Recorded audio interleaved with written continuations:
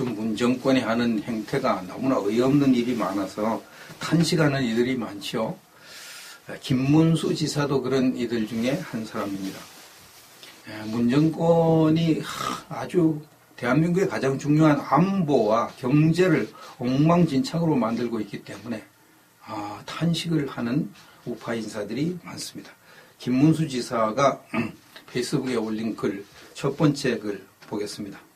국가 안보 붕괴, 북한 인권 퇴보, 경제 악화 등 대한민국은 내후 외환의 연속입니다.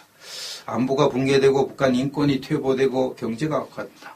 참 내후 외환이죠. 상황이 점점 나빠지고 있어서 마음이 아픕니다. 지난 8일에는 김재경 의원실과 북한인권정보센터 공동주최로 열린 북한인권법 개선 세미나에 참석했습니다. 제가 처음으로 2005년에 북한인권법을 발의했고 2005년에 북한인권법을 처음으로 발의한 분이 김문수 지사인데, 김문수 지사는 참 쓸만한 인물인데 이게 좀 대중성이 좀 약해가지고 지지율이 안 올라요. 참 그게 좀 안타깝습니다. 쓸만한 인물인데 11년이 지나서야 법안이 통과됐어요. 인권법을 2005년에 발의했는데 11년이 지나서 겨우겨우 통과가 됐습니다. 법 통과 후 2년이 흘렀지만 이 박근혜 정부 때 겨우겨우 통과를 했어요. 저 민주당이 어쩔 수 없이 그냥 여론에 밀려가지고 통과를 시켰죠. 근데 2년이 흘렀는데 북한인권재단 사무실은 폐쇄됐고 문재인 정권 들어서 북한인권재단 사무실 폐쇄시켜버렸죠. 북한인권 관련 지원은 대폭 삭감됐고 그냥 그 인권재단 그 담당하는 사람만 그냥 월급 몇 푼 주고 그냥 자리만 지키고 있어요. 다 없애면 욕을 얻어먹으니까 다 없애진 않고. 문재인 정부가 들어서고 난 뒤 북한 인권운동은 최악인 상황입니다. 대학생들이 대형호 체포조를 만들어서 활동하고 있는 것을 알고 계십니까? 좌익들이 그러죠. 좌익. 대형호 체포조를 만들어가지고 그러니까 이거 체포조 만들어서 진짜 체포하고 이렇게 하지는 않죠. 이제 겁주는 거죠. 활동을 위축시키고 대형호 공사가 함부로 활동 못하게 겁을 주는 거죠.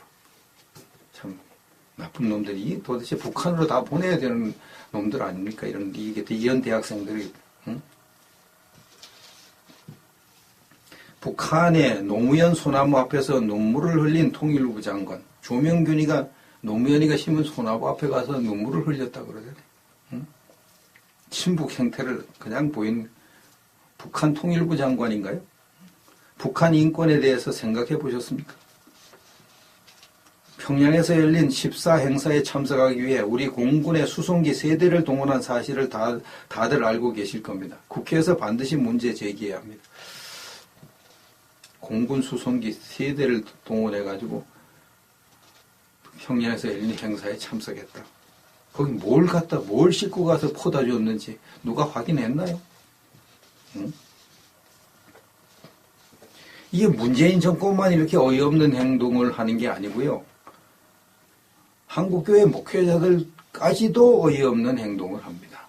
목회자들까지도. 참 부끄러운 일이죠. 이 김문수 지사가 여기에 대해서 논평을 했습니다. 14 공동선언 기념 방북단에 목사님들도 함께 다녀오셨네요. 아니 목회자들이 거기 뭐하러 가나요? 목회자들이 제정신입니까?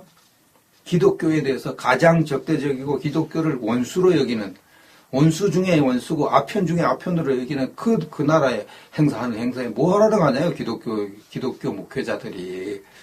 이거 미친 거 아닙니까? 이게 제정신이냐고요, 이게.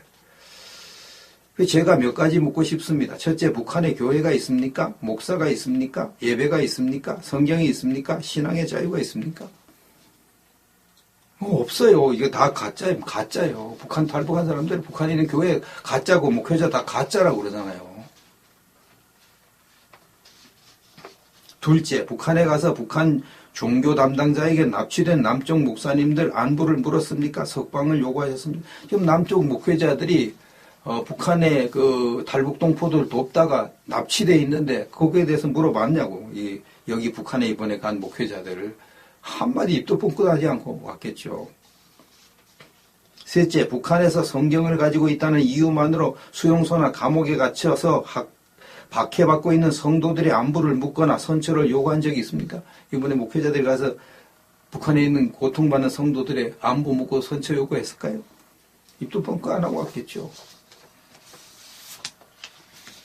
네 번째, 조명균 통일부 장관에게 탈북자들을 위한 북한 인권재단 사무소 폐쇄가 잘못되었으니 재개를 촉구하거나 예산을 삭감하지 말 것을 요구한 적이 있습니까?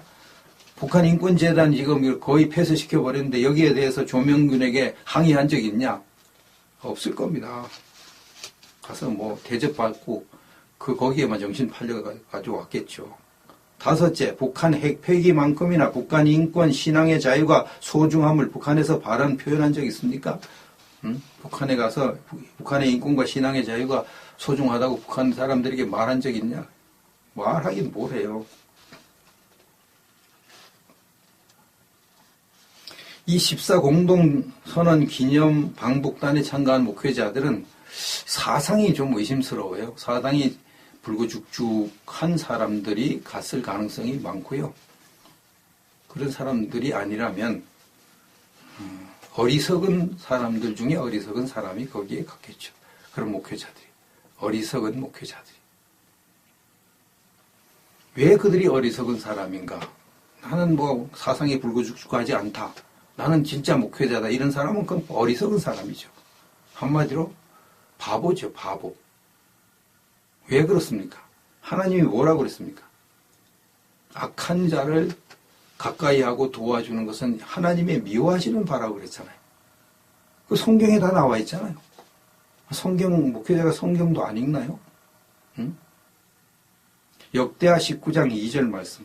하나님의 아들 선견자 예후가 나가서 여호사밧 왕을 맞아 이르되 왕이 악한 자를 돕고 여호와를 미워하는 자들을 사랑하는 것이 옳으니까? 그러므로 여호와께로부터 진노하심이 왕에게 임하리이다. 악한 아합 왕을 도와주는 것이 옳습니까? 그를 사랑하는 것이 옳습니까? 그러니까 하나님으로부터 왕은 진노를 받을 것이다. 이렇게 여호사밧에게 하나님이 선지자를 보내서 경고를 했습니다. 악한 아합 왕보다 더 악한 자가 김정은이 아닙니까? 김정은이. 악한 아합 왕은 자기 그 가족들 친척들 이런 사람들은 함부로 안 죽였어요. 근데 김정은이는 자기 부하들 함부로 죽이는 건 말할 것도 없고요. 자기 가족 가까운 친척들도 막 죽여요. 형도 막 죽여요. 그런 사람을 도와주고 목회자들이 가서 그런 사람을 사랑하는 것이 옳은 일입니까? 이 얼마나 어리석은 짓을 하는 겁니까? 마지막으로 김진태 의원이 국감에서 이제 한 말. 이낙연 총리가 민간인 7명에게 연설문을 대신 작성하게 하고 그 대가로 혈세 2,500만 원을 지급했습니다. 오늘 국정감사에서 총리 비서실장이 인정했습니다. 이야, 민간인 5명에게 총리의 연설문을 대신 작성하게 했다. 그리고 그 대가로 2,500만 원을 지급했다. 응? 이건 민간인들의 국정농단 사건입니다.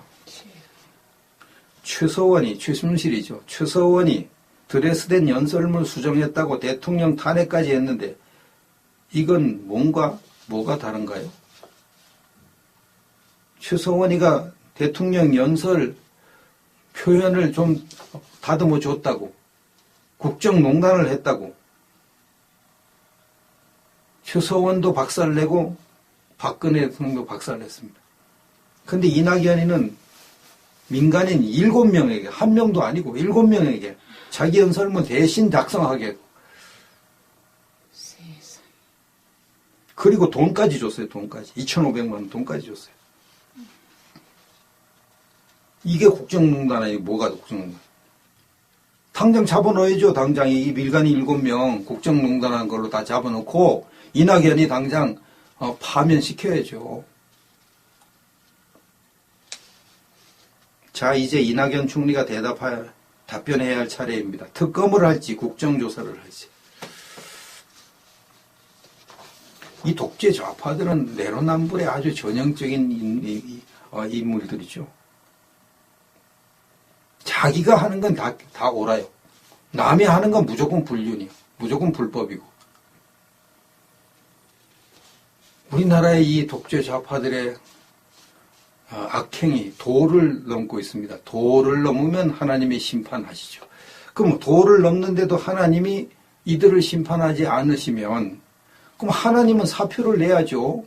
하나님이 아니시죠. 하나님 역할을 못하니까 사표를 내야죠. 잠언 19장 29절 심판은 거만한 자를 위하여 예비된 것이요 채찍은 어리석은 자의 등을 위하여 예비된 것이니라 말씀합니다. 하나님은 분노하신 하나님, 재판장 하나님이십니다. 하나님께서 이 악한 자들을 심판하실 날이 옵니다. 하나님이 사표 낼 일은 없습니다. 언젠가는 심판을 합니다. 때가 가까이 오고 있습니다. 지옥에 간 크리스천들 소개하고 마치겠습니다. 이 지옥에 간 크리스천들 1, 2, 3권이 있는데요. 1, 2, 3권이 있는데 이 책이 이제 목회자들로부터 성경을 잘 아는 목회자들로부터 기독교의 구원론을 획기적으로 개선한 책. 그래서 100만 불짜리 책이라고 평하는 목회자도 계시고요. 또 이 책을 교과서로 여기면서 공부하고 있다는 목회자들도 계십니다. 또 이 책을 전하기 위해서 이제 신학교에 가서 공부를 하고 있는 그런 목회자 후보생도 있습니다. 놀라운 일이죠. 놀라운 일입니다. 이 책을 제가 할인해서 3권에 3만 원, 택배비 포함해서 3만 원에 보급하고 있습니다. 당분간 그렇게 할 거니까 여러분이 연락을 주시기 바랍니다.